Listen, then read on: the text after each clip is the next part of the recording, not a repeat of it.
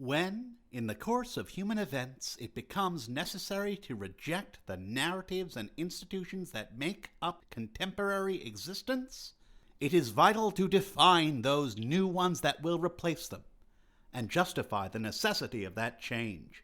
This process is called mimetic evolution and is the foundation for the histories of ideas and institutions, and thus human history itself.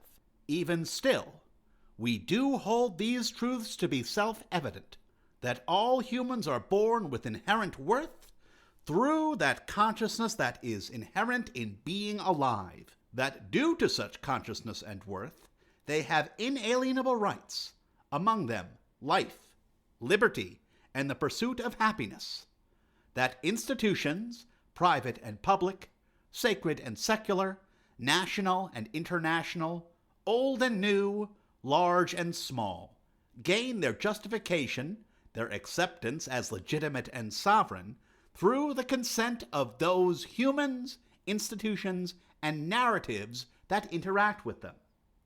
And that since humans are mortal, and narratives and institutions are not, humans have the equally inalienable right to alter and abolish them, forming new narratives and institutions that can better serve their rights, safety, and happiness. Whether this product of mimetic evolution happens due to deep and meaningful or idle and transient causes is irrelevant.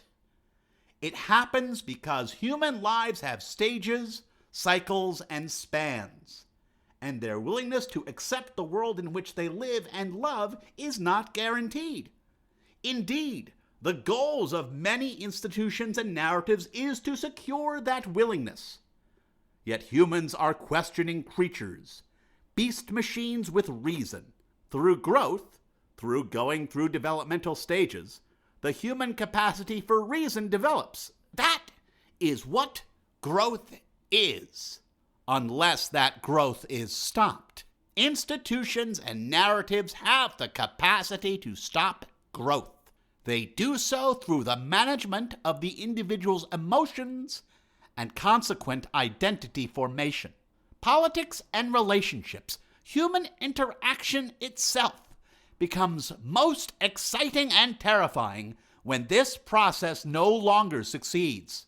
For much ink and even more tears and blood are spilled when mimetic evolution interacts with institutions of authority. That is what a revolution is.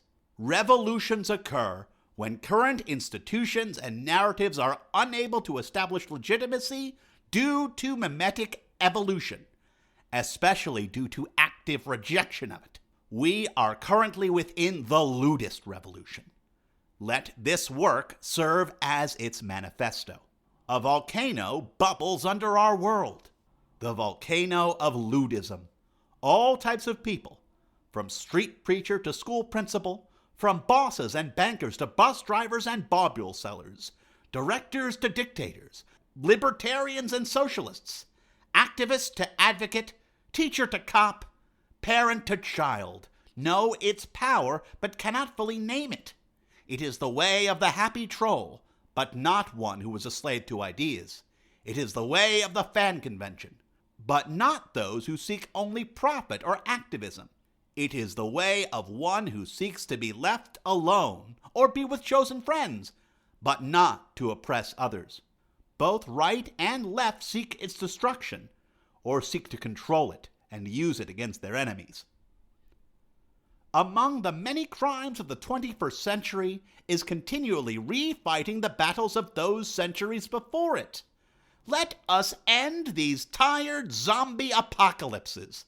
The development of the internet and its resulting changes in the nature of production and human relationships necessitates new understanding and direction of human energies, taking the whole human into account. During the long 19th century, between the Russian and French revolutions, economists and biologists wrestled control of the narrative of human affairs from the spiritualists and the idealists. With the end of the short 20th century, with the collapse of the Soviet Union, spiritualists and idealists crowed at their victory and revenge. They were wrong to do so, for during the conflict between the United States and the Soviet Union, new sets of ideas developed between both of them. We call this development of new ideas, this mimetic evolution, the 60s.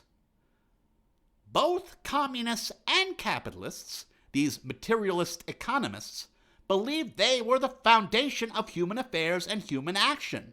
They were and are not. For the short 20th century coincided with an improved understanding of the human mind. Psychology is the foundation upon which economics rests. It is not spirituality alone that suffocated Soviet power, not the magic of clenched screams of popes, pastors, and praying rabbis, nor the ululating of Islamists in Kabul, Tehran, and Riyadh.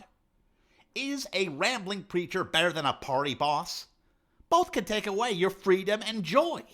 Whether it is done in the name of the party, or God, or the company, or even the family, is of less consequence than the loss of happiness itself. Nor was it entirely American hard power that won the Cold War. Not Reagan's Star Wars, but Lucas's. Not the Pentagon, not the FBI.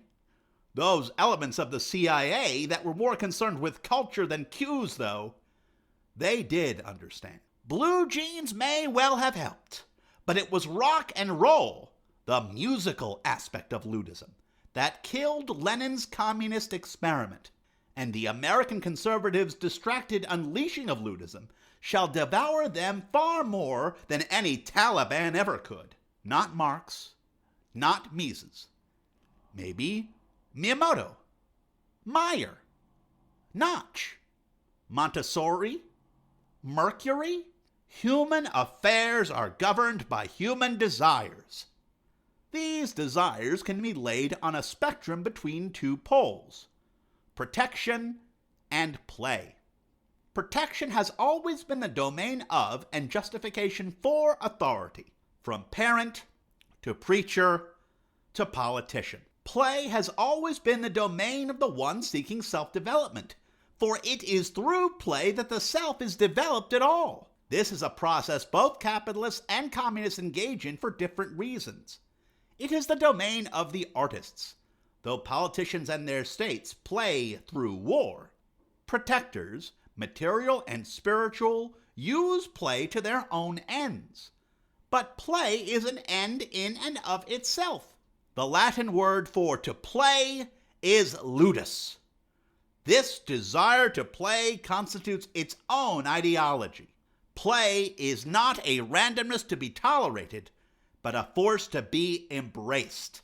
In an attempt to find a new synthesis between the theses of libertarianism and socialism, some have coined libertarian socialism. But this framework keeps the puppet strings of centuries past. Ludism is the synthesis of libertarianism and socialism. It is the dialectic between the thesis and antithesis of protection and play. Play is the highest good, though there is legitimacy to protection that must be integrated. Social progress is the increase in the ability to play without protection. What is true for the individual is true for the society. Ludism will evolve when it finds the proper balance between protection and play. I am a ludist. If you call yourself a gamer, or a rocker, or a metalhead, geek or otaku, or pure bookworm, or a movie or history buff, you are one too. Ludists define their identity through actions and the desires that produce those actions. You are a ludist based on what you do, and the spirit you do it in, the spirit of play.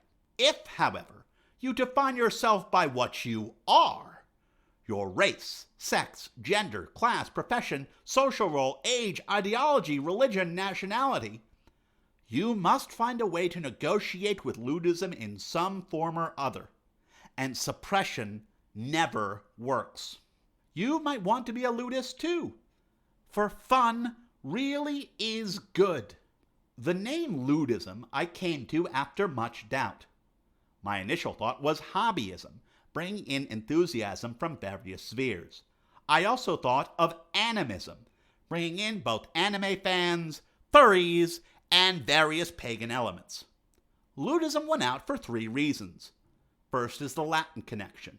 Second is the connection with Ludism, with 2 Ds, the destruction of machines by labor groups in the early 19th century. It is ironic that the technology-fueled Ludism is similar. The machines were destroyed out of a desire to share in their profits and purpose. The spirit of play remains. LUD sounds a lot like Ludism, LEWD, which is indeed perfect and brings in the connection with the contemporary and the most biological of desires.